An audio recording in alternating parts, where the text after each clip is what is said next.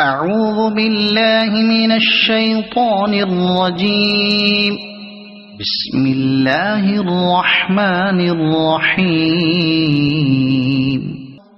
يا أيها الناس قد جاءكم برهان من ربكم وأنزلنا إليكم نورا اعوذ باللہ من الشیطان الرجیم بسم اللہ الرحمن الرحیم اللہم صلی علی سیدنا محمد وعلی آل سیدنا محمد بعدد کل ذرۃ یعتقون سورہ نساء آیت نمبر 19۔ اللہ تعالیٰ فرماتا ہے الا الذین یسلون فی القوم بینکم وبینہم میثاق۔ یہ ہے اللہ تعالیٰ کہہ رہا ہے کہ یہ جنگ احد کی بات کی ہے کہ اگر مسلمانوں نے جو مسلمان مکہ میں رہ گئے تھے اور پھر مکہ والوں سے ہمارا معاہدہ ہوا، یہ اس بارے میں اللہ تعالیٰ کہتے ہیں الا الذین یصلون الی قوم بینکم وبینہم میثاق وجاءوکم حسرت صدورہم ان یقاتلوا اور یقاتلوا قومہم۔ اللہ کہتا ہے اگر ایسے قوم جہاں رہ رہے ہو اور آپس میں تم لوگوں کے دو قوموں کے درمیان معاہدہ ہے اور وہ نہیں چاہتے، معاہدہ ہے تمہارے پاس آئے ہیں اور وہ چاہتے نہیں ہیں کہ وہ لڑے، وہ ان کی ہمت بھی نہیں ہے، وہ لڑنا بھی نہیں چاہتے۔ اللہ تعالیٰ کہہ رہا ہے، تو اللہ کہہ رہا ہے وَلَوْ شَاءَ اللَّهُ لَسَلَّطَهُمْ عَلَيْكُمْ فَلَا قَاتَلُوكُمْ۔ اگر اللہ چاہتا تو ان کو تم پہ مسلط کر دیتا۔ اب یہ مسلمانوں کی طرف اشارہ ہے جو مسلمان دوسرے ملک میں رہ گئے۔ اب اس کو مثال میں ایسے دوں گی جیسے اب انڈیا کے مسلمان ہیں اور آپس میں لڑائی ہو گئی ہے، لیکن اگر وہاں کے مسلمان لڑنا نہیں چاہتے، ان میں اتنی سخت نہیں ہے، مطلب وہ نہیں چاہتے کہ ہم لڑے، تو اللہ کہہ رہا ہے کہ میں نے وہ رک گئے لڑائی سے۔ اگر میں چاہتا تو وہ تمہارے ساتھ لڑ سکتے تھے، لیکن اب وہ رک گئے، ان میں سخت نہیں ہے۔ اور انہیں فَنَعْتَزَلُوكُمْ فَلَا يُقَاتِلُوكُمْ وَأَلْقُوا عَلَيْكُمُ السَّلَامَ، اور وہ اعتراض مطلب ہٹ رہے، پیچھے ہٹ رہے، لڑنا نہیں چاہتے تم سے، اب وہ تم سے دوستی کرنا چاہتے ہیں، تمہارے آگے سرنڈر کرنا چاہتے ہیں۔ تو اللہ کہہ رہا ہے فَمَا جَعَلَ اللہ علیہم سبیلا، تو تم میں کوئی ضرورت نہیں ہے ان سے لڑنے کی، یعنی کوئی انہوں نے پیغام دے دیا صلح کا، اب تو اللہ کہہ رہا ہے میں تمہیں کوئی ضرورت نہیں ہے ان سے لڑنے کی۔ تو اب آگے ہم سنتے ہیں دون آخرین یریدون ان یأمنکم ویأمنوا قومہم۔ بعض لوگ ایسے ہیں، تم کچھ ایسے پاؤ گے مسلمانوں میں کہ وہ نہیں چاہتے کہ تم سے لڑے اور اپنی قوم سے بھی نہیں لڑنا چاہتے۔ جیسے اب مکہ میں جو مسلمان ہیں اور مدینہ والوں نے مسلمانوں نے حملہ کر دیا، تو اب وہ دونوں سے لڑنا، اپنی قوم کے ساتھ بھی لڑنا نہیں چاہتے اور مسلمانوں سے بھی لڑنا نہیں چاہتے۔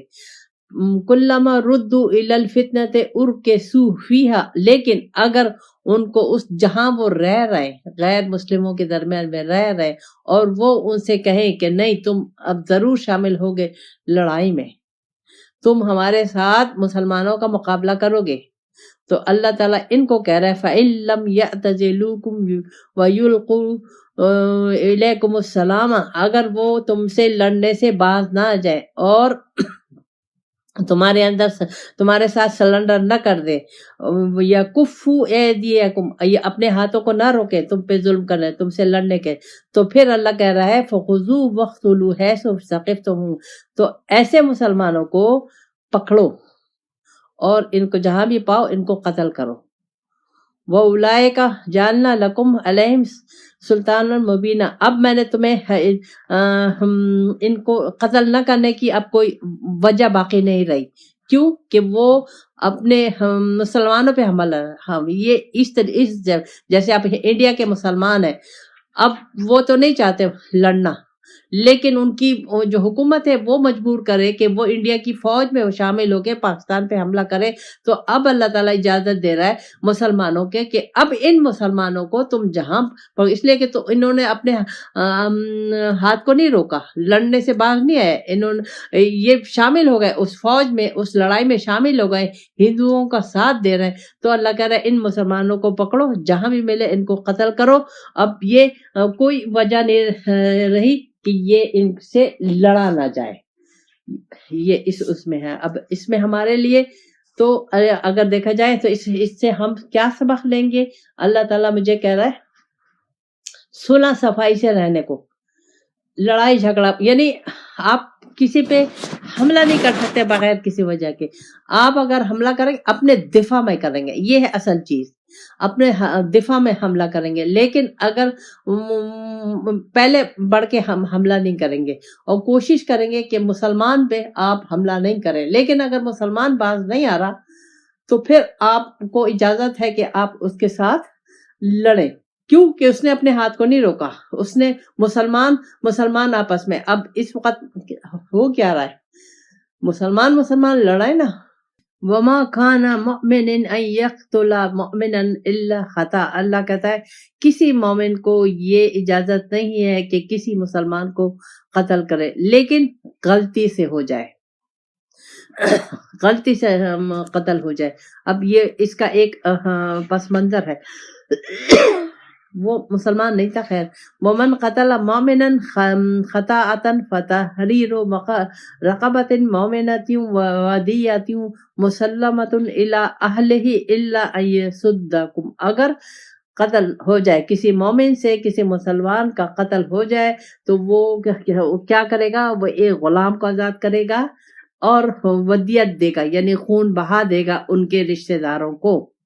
فَإِنْ كَانَ مِنْ قَوْمٍ عَدُوٍّ لَكُمْ وَهُوَ مُؤْمِنٌ فَتَحْرِيرُ رَقَبَةٍ مُؤْمِنَةٍ، اگر وہ دشمن میں سے ہے لیکن وہ جو قتل ہوا ہے وہ مسلمان ہے، تو لیکن اب وہ پیسے تو نہیں دے گا لیکن ایک مومن کو، غلام کو ضرور آزاد کرے گا۔ وَإِنْ كَانَ قَوْمٍ بَيْنَكُمْ وَبَيْنَهُمْ مِيثَاقٌ فَفِدْيَةٌ مُسَلَّمَةٌ إِلَىٰ أَهْلِهِ وَتَحْرِيرُ رَقَبَةٍ مُؤْمِنَةٍ، لیکن اگر ایک قوم کے ساتھ جو معاہدہ، آپس میں معاہدہ ہوا ہے اور کسی مسلمان کو قتل کر دیا ہے تو اللہ تعالیٰ کہہ رہا ہے کہ فدیہ بھی دے گا اور ایک غلام کو بھی آزاد کرے گا۔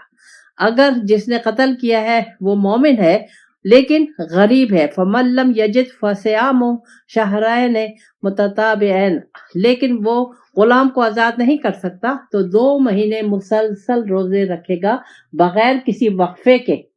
توبۃ من اللہ، یہ اللہ کی طرف سے توبہ ہے۔ وَقَانَ اللَّهُ عَلِيمًا حَكِيمًا، اللہ تعالیٰ علیم ہے اور حکمت والا ہے۔ تو اب یہاں اللہ تعالیٰ خون بہا اور فدیہ، یہ دونوں چیزیں اللہ تعالیٰ نے کہی ہیں۔ اس میں ہمارے لیے کیا ہے؟ ہمارے لیے تو اجازت نہیں ہے کسی ایک مسلمان کو، مسلمان بھائی دوسرے کو قتل کرے۔ ہمارے یہاں کیا ہوتا ہے؟ قتل عام ہے، اب کیا کہیں اس کو۔ تو اللہ تعالیٰ نے جو کسی کو قتل کر دیا مسلمان کو تو اس کو چاہیے کہ ایک غلام کو آزاد کرے اور اس کا خون بہا دے۔ اگر وہ خون بہا نہیں دے سکتا تو 2 مہینے کے مسلسل روزے رکھے گا بغیر کسی وقفے کے، کیونکہ اللہ کو معلوم ہے کہ اس نے کیوں کیا، کس وجہ سے کیا، اور اللہ تعالیٰ نے یہ جرمانہ اور یہ فدیہ کیوں رکھا، یہ اس کا اللہ تعالیٰ زیادہ ہے۔ اب یہ ہوا یہ تھا کہ ایک لڑائی تھی، اس میں ایک صحابی تھے، ہندو سے غیر نان مسلموں سے لڑائی تھی، تو ایک کافر ایک صحابی کی تلوار کی زد میں آ گئے تو اس نے فوراً کلمہ پڑھ لیا، لیکن انہوں نے اس کو مار دیا کہ اس نے موت کے خوف سے کلمہ پڑھا ہے، خیر اس کو قتل کر دیا۔ جب رسول پاک صلی اللہ علیہ وسلم کو اس بات کی، جب وہ آئے اس کی خبر دی گئی تو رسول پاک صلی اللہ علیہ وسلم انتہائی ناراض ہوئے۔ آپ نے اس صحابی سے کہا کہ تم نے کیوں قتل کیا؟ نے کہا حضور اس نے تو موت کے ڈر سے اس نے کلمہ پڑھا۔ حضور نے کہا، رسول پاک صلی اللہ علیہ وسلم فرمایا، کیا تم نے اس کا دل کھول کے دیکھا تھا؟ دل کو 3 دفعہ کہا تو انتہائی حضور کو تکلیف ہوئی. تو اب یہاں دیکھیں ایک نان مسلم کو اللہ تعالیٰ نے رسول پاک صلی اللہ علیہ وسلم نے پسند نہیں کیا کہ اگر اسے کیا پتا کہ کس نیت سے اس نے موت کی نیت سے کر لیا تو کیا ہے، کلمہ تو پڑھ لیا نا اس نے. تو اللہ تعالیٰ اتنا غفور الرحیم، رسول پاک ہے اتنے غفور الرحیم کہ اگر ہم کتنے بھی گناہ کریں اللہ تعالیٰ ہمیں معاف کرنے والا ہے. لیکن یہ ہمیں چاہیے کہ اب ہم مسلمان، ہماری اب جو لڑائیاں ہو رہی ہیں وہ کسی نان مسلم سے تو نہیں ہے، سب مسلمانوں سے ہو رہی ہیں. تو ہمیں سوچنا چاہیے کہ ہم لوگ کیا کر رہے ہیں، ہم مسلمان ہیں کہ نہیں ہیں. آگے دیکھ یا ایھا الذین آمنوا اذا ضربتم فی سبیل اللہ فتبینوا. اللہ کہتا ہے اے ایمان والو جب تم جہاد کے لیے نکلو تو تحقیق کر لو. ولا تقولوا لمن القى علیکم السلام لست مؤمنا. اگر کوئی مسلمان ہو کلمہ پڑھ لے، یہ اسی واقعے کی طرف اشارہ ہے، تو تم اسے یہ نہیں کہو کہ تم مسلمان نہیں ہو. اس نے تو اگر تلوار تم نے اٹھائی اور اس نے کلمہ پڑھ لیا تو تمہیں یہ اجازت نہیں ہے کہ تم اسے قتل کر دو، اور تمہیں یہ بھی اجازت نہیں ہے کہ تم اسے کہو کہ اس وقت تمہارا مسلمان ہونا قبول نہیں ہے. کیوں؟ تب تک وہ ارد الحیات دنیا، تم دنیا کی تلاش میں ہو. اللہ کہتا ہے اب یہ دنیا کی یہ کس طرف اشارہ ہے؟ وہ اشارہ یہ تھا کہ وہاں یہ اس وقت یہ طریقہ تھا کہ جب ایک کافر، ایک مسلمان کسی کافر کو مارتا تھا تو اس کا جو اسلحہ وغیرہ، اس کی جو چیزیں ہوتی تھی وہ جس نے قتل کیا ہے وہ اس کو مل جاتی تھی. تو یہاں اللہ تعالیٰ کہہ رہے یہ دنیاوی مفاد ہے، یہ دنیاوی چیزیں ہیں، اس کی تلوار، اس کا اسلحہ، اس کا زر، اس کے جو کچھ بھی اس کا ہے وہ اسے مل جاتا تھا جس نے اس کو قتل کیا. تو اللہ کہہ رہا ہے کہ تم نے اس وجہ سے دنیا کی وجہ سے اس کو قتل کر دیا، دنیا کی تلاش میں تم نے اس کو قتل کر دیا. اللہ کہہ رہا ہے فَإِنَّ اللَّهِ مَغَانِمُ كَثِيرَةٌ، اللہ کے پاس تو اس سے زیادہ ہے. اللہ کہہ رہا ہے تم نے کیوں اللہ یہاں اتنی سخت ناراضگی کا حکم اللہ تعالیٰ نے کیا. كَذَلِكَ كُنْتُم مِّن قَبْلُ، اللہ کہہ رہا ہے اس سے پہلے تم بھی تو ہندو تھے، تم بھی تو نان مسلم تھے، لیکن فمن اللہ علیکم تبینوا، اللہ تعالیٰ نے تم پہ احسان کیا، تم مسلمان ہو گئے. لیکن اب جب تم جہاد کے لیے نکلو تو تم تحقیق کر لو کہ کسی ایسے انسان کو قتل مت کرو. ایک تو مسلمان کو قتل مت کرو، دوسرا اگر ہندو تمہاری تلوار کے آگے یا بندوق کے آگے آ جائے اور وہ کلمہ پڑھ لے تو اس کو قتل نہیں کرو. تمہیں اجازت نہیں ہے کہ تم اس کو قتل کر دو، کہ تم جھوٹ اس وقت تم جھوٹ بولو یا موت کے ڈر سے تم کر رہے ہو. ان اللہ کان بما تعملون خبیر، اللہ تعالیٰ کہہ رہا میں تمہارے ہر کاموں سے خبردار ہوں. تو یہاں ہمیں سمجھنا چاہیے کہ اللہ تعالیٰ کو ناحق قتل کسی بھی صورت میں دنیاوی کسی میں، اب ہمارے یہاں کیا ہے جائیدادوں کے سلسلے میں، عزت کے اس میں ہم قتل عام ہے ہم مسلمانوں میں اس وقت. تو اب ان آیتوں کو اگر دیکھا جائے تو ہم کہاں مسلمان باقی رہے ہیں. اللہ تعالیٰ ہمیں توفیق دے، ہدایت دے. ربنا آتنا فی الدنیا حسنۃ وفی الآخرۃ حسنۃ وقنا عذاب النار. اس وقت کے لحاظ سے، لیکن اس وقت مجھے کیا پیغام اللہ تعالیٰ دے رہا ہے، کیونکہ میں تو جہاد میں نہیں ہوں. تو یہ کس جہاد کی طرف اللہ تعالیٰ مجھے وہ کہہ رہا ہے؟ اللہ کہہ رہا ہے لا یستوی القاعدون من المؤمنین غیر اولی الضرر والمجاہدین فی سبیل اللہ اموالہم وانفسہم. اللہ تعالیٰ کہہ رہا ہے کہ وہ شخص، وہ فرد، وہ مومن جو بیٹھا رہا بغیر کسی وجہ کے، اس کے مقابلے میں وہ مجاہد فی سبیل اللہ جس نے جد و جہد کی اللہ کی راہ میں اپنے مال سے اور اپنے جان سے، اس کا درجہ فضل اللہ المجاہدین باموالہم وانفسہم علی القاعدین درجہ، اس کا درجہ جس نے اللہ کی راہ میں جد و جہد کی، اللہ کی راہ میں قربانی دی اپنے جان سے اور نفس سے، ان لوگوں سے درجے میں زیادہ ہے جو کچھ نہیں کرتے، جو بیٹھے ہوئے. وَكُلًّا وَعَدَ اللَّهُ الْحُسْنَى، اللہ تعالیٰ کا وعدہ سب سے برابر ہے، یعنی سب کو اللہ تعالیٰ ثواب دے گا. لیکن فضل اللہ المجاہدین علی القائدین اجرا عظیما، لیکن ان کا درجہ زیادہ ہے، ان کا اجر زیادہ ہے ان مجاہدوں کا جو بیٹھے ہوئے ان کے مقابلے میں۔ اب یہ کیا چیز ہے؟ یہ ہے اللہ تعالیٰ نے مجھے ایک ڈیوٹی سپرد کی ہوئی ہے ہر انسان کو، جو مسلمان ہے خاص طور سے اس کو، کہ تمہاری زندگی، یہ زندگی تمہاری نہیں ہے۔ اب اس کو آپ لوگ غور سے سنیں، یہ زندگی تمہاری نہیں ہے، یہ زندگی میں نے تمہیں دی ہے اپنے کو پانے کے لیے، اپنے کو پہچاننے کے لیے تمہیں دیا ہے میں نے، عقل دی ہے، شعور دیا ہے، اپنا حبیب دیا ہے، قرآن دیا ہے، اور پھر میں نے تمہیں تمام دنیا کی برکتیں دی ہیں۔ اب ان تمام چیزوں کو تمہیں استعمال کرنا ہے میرے پیغام کو لوگوں تک پہنچانے کے لیے، اس میں تمہیں اپنے مال اور اپنے جان سے جد و جہد کرنی ہے۔ ہم کیا کر رہے ہیں؟ ہم تو نہیں کر رہے، ہم تو کوشش میں نہیں لگے ہوئے کہ اسلام کو صحیح معنوں میں اسلام کو پھیلائیں، خود بھی عمل کریں اور دوسروں کو پھیلائیں، نہیں ہے۔ ہم تو اس کے لیے کوشش نہیں کر رہے، ہم اپنی جان اپنے مال تو خرچ نہیں کر رہے اس راہ میں، ہم تو دنیا داری میں لگے ہوئے، ہم تو اللہ کے لیے ہم نے اپنے آپ کو وقف نہیں کیا۔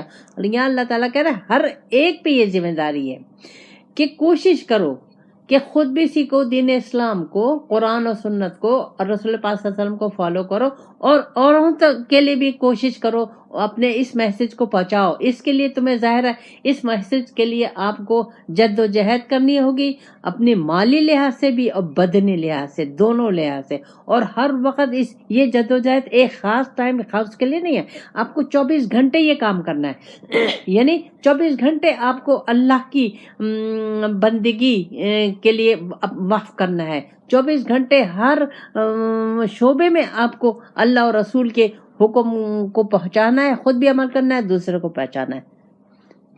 تو اللہ کہہ رہا ہے اس کا درجہ زیادہ ہے بجائے اس کے جو بیٹھے ہوئے کچھ بھی نہیں کر رہا ہے، اسلام، دین اسلام کو پھیلانے کے لیے، پہنچانے کے لیے کچھ بھی نہیں کر رہا، بس بیٹھے ہوئے خود مومن ہے، نماز روزہ حج زکوٰۃ سب کچھ کر رہے ہیں، لیکن آگے کوشش نہیں کر رہے۔ اب یہ اس وقت مسلمانوں کی یہی حالت ہے، کون پھیلا رہا ہے اسلام کو، صحیح دین اسلام کے لیے کون کوشش کر رہا ہے، کون اپنے گھروں میں کوشش کر رہا ہے۔ اب میں گھروں عورتوں کا کہوں گی، عورتیں کوشش کر رہی ہیں، انہوں نے خود عمل انہوں نے شروع کر دیا، انہوں نے کیا اپنی اولاد کو اس